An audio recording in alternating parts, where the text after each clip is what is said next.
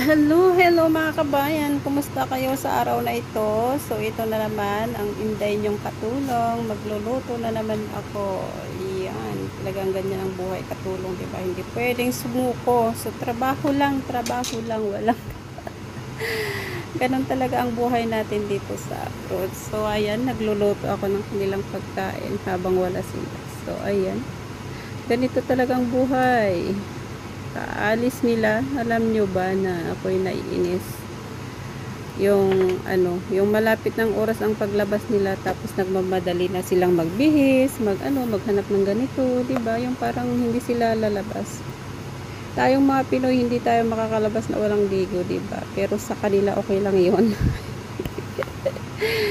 Ay, kasi pag kumakain sila, abutin sila ng isang oras, ganun sila. Tapos pagka kailangan nagmagbihis, nagmamadali na. Mga alaga ko, ganun. Kaya pag alis nila, walang suklay, walang hilamos, ganun na lang, kahit hindi magtutkas, ganun na lang. So ganun talaga. Kung anong nakikita sa magulang, yun din ang sinusundan. Buti pa ng mga maliliit sila, na utusan ko yung mga alaga ko na maligo, maghugas bago kumain, maghugas ng kamay after kumain. Ngayon wala na.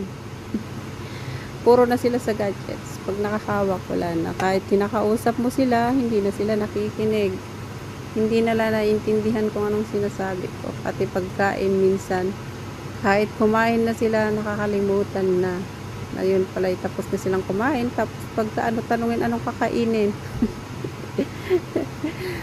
Minsan nakakalimutan na tapos na silang kumain kasi nakatutok lang sila sa iPad. Ganun. Gusto ko bang alaga ko talaga. Sa mag 9 years na ako dito.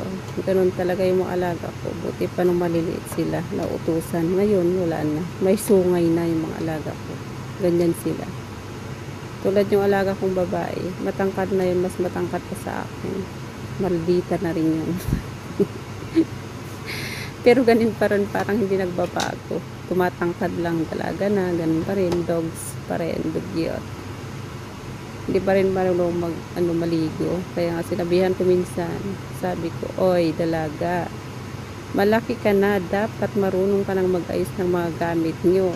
Kalat mga suklay, mga mga tipan, ganun ba? Kasi pag tayo mga rinigla na, pag tayo mga babae, rinigla na, di ba, magdadalaga na tayo, marunong na tayo mag-ayos ng ating mga gamit, di ba? Sa kanila wala, parang wala lang yun. Grabe. Ewan ko, siguro, hindi ganyan yung alaga niyo, pero ang alaga ko ganun siya. Hindi ba? Minsan nakakaanong lapitan kasi ang amoy, kaiba ang amoy. Kahit mag-perfume, Diyos ko, mahilo ko sa amoy kasi nagtatalo yung amoy ng kilikili at saka perfume. Maulaw ako, Mildred.